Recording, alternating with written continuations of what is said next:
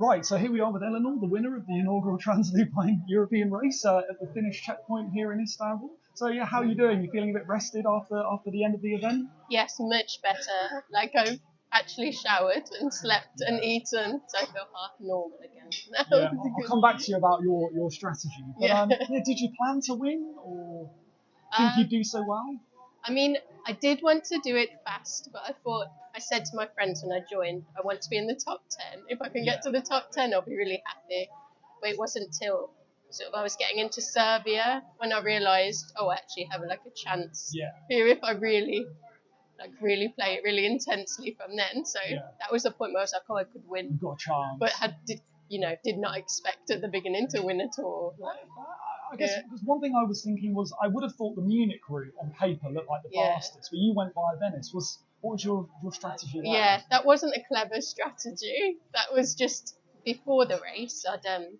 I sort of suspected that Venice and Belgrade might be checkpoints because I thought they were less obvious. So I'd already sort of planned that route in my head. So it was comfort to do it that way. It was the first train I could get out of Paris to go down to Geneva and then to Venice. But I think also maybe subconsciously I wanted to go the scenic route. Because you've got to have some fun while you're on the way. That was like my only bit of fun. Like at the end of the race, it got really, really close between the three of you. You know, in Serbia and Belgrade, Bulgaria, for part of that, you were travelling with Santosh, who came third, and Brown, who came second, with a real close sprint finish. What was it like travelling with your competitors? Were you all keeping separate and being closely guarded, or did you work together? Or when I overtook Bram in Belgrade, but Santosh was obviously waiting at the bottom of Serbia, and I was so excited to have, been overtaken them. But when I got to South Serbia, it was really late, 3 a.m. It was cold, and I was really tired. So when I saw them, I was actually really happy, to have company, and they gave me loads of energy. It revitalised. It really revitalised me. Well, I'd had someone, Justinas, on the way to Belgrade, and then he left me there. So it was just that night that I was on my own. But me, Santosh, and Bram, we were all sort of decided we were in it to win it. So we worked together on some aspects, and we had fun and joked. I know you were together at the checkpoint in Plovdiv. We were there, and we would chatting. But then on the bus, we'd sit apart and plan our routes, and we wouldn't tell each other. It was good. It was like banter. At one point, I sent a little update to Bran, and a little part of me was assuming you'd be sharing information. I was like, no, I've got to send it to everybody and make sure everyone's read anything that I'm I did share a couple of things with Bran as well. And I suddenly clicked, if they're people really competitive, maybe they won't. It was a really good, good healthy gameplay. I think.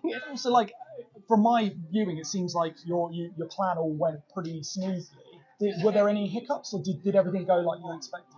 I think there was potential hiccups in when I got to Slovenia. There were flash floods and the weather was really, really bad. So I thought, what if I'm going to get stuck?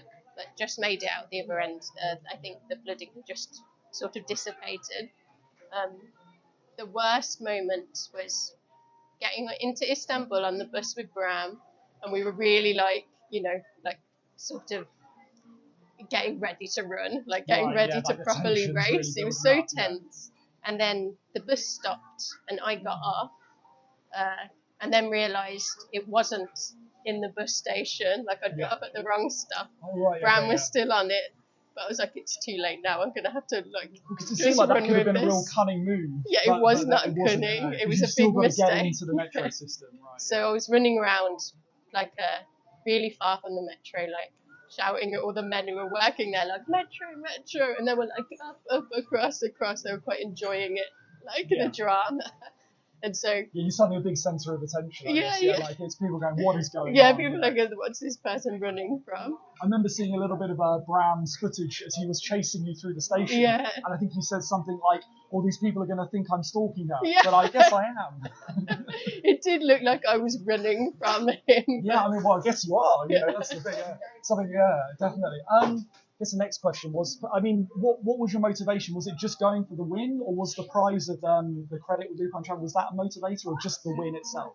I think, I mean, when I saw it advertised, it was just that sounds like so exciting, so like romantic, like sort of like something you'd seen like the early 20th century, like like an travel, like grand, like a grand tour, and that was the motivation. I feel like I'm good at travelling on buses, but I can't drive yet. Oh, so fair enough. I was like, I think I could give it a go. I think I could be fast. Yeah.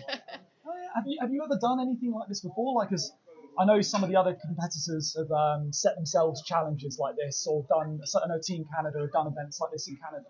Have you ever done anything like that, or is it the first time? It is something like this at this scale. Definitely first time. Like, I've travelled a lot through Europe using like sleeper trains. Yeah. But I haven't really. You never have the time to do like a big journey because of work and everything. But I'm definitely planning to do it again, like maybe on my own, do like a longer trip. Find something like an overland like kind a of challenge. big project. Have you got any plans for your prize, or? I'm not sure yet. My husband wants to go to Socotra to see the flora and fauna, but I'm more interested in northern Pakistan because I like the food. So we're going to argue about it and see. I know you've amassed a few fans along the way. People are really excited and rooting for you. Are you planning to defend your title next year, or? I don't think I can do it again, like physically, like and emotionally. Yeah. If I do it again, I'm going to do it for fun, like with other people. No, that's fair. I know some people are really keen to get stuck in again, but it's also it's quite an exhausting thing as well. Yeah, and I really want someone else to feel how it feels when you win at the end. Oh yeah, like, you don't want to take that away from another. Not that I would necessarily in a bigger group. Some sporting events, there's people that dominate it for years, or one and it done. Wouldn't feel the same. Yeah. Okay, that's great. And I'm sort of running low on questions. Like, you wouldn't change anything. Your route was all what you wanted. Or? It was all that I wanted, but I didn't. So Bram went the quicker route, and he had a chance to like shower and relax in Budapest. Yeah. I had no chance to even brush my teeth. Like, I was disgusted. Did you, from the beginning, did you plan to go straight through? You didn't plan to stop anywhere? Or?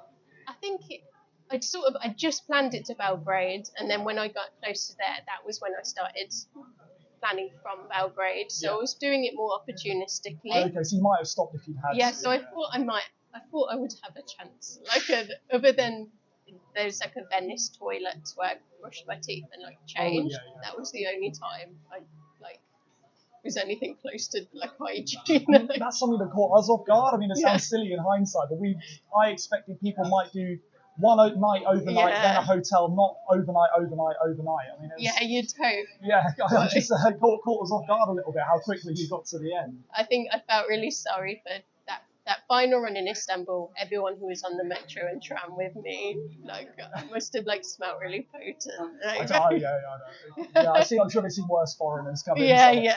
And again, the other reward categories, the country counters and the lowest budget. Did you ever think about going for that? I know Bram in second, he'd considered doing the country counting, or for you, was it about the fast?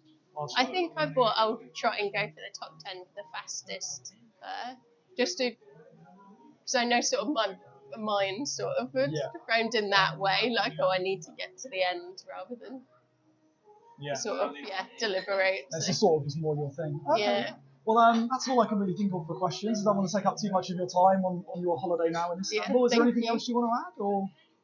No, I do. I think for people who are doing it next year, tips for next year. Yeah.